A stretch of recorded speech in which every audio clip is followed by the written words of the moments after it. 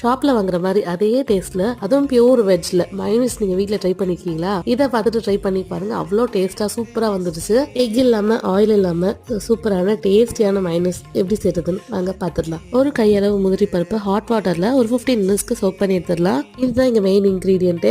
இது கூட சேர்த்து ஒரு 4 பல்லு பூண்டு அண்ட் கொஞ்சமா பெப்பர் பவுடர். ரன் பண்ண முன்னாடி இது கூட ஹாஃப் லெமனை ஸ்க்வீஸ் பண்ணி விட்டுக்கோங்க.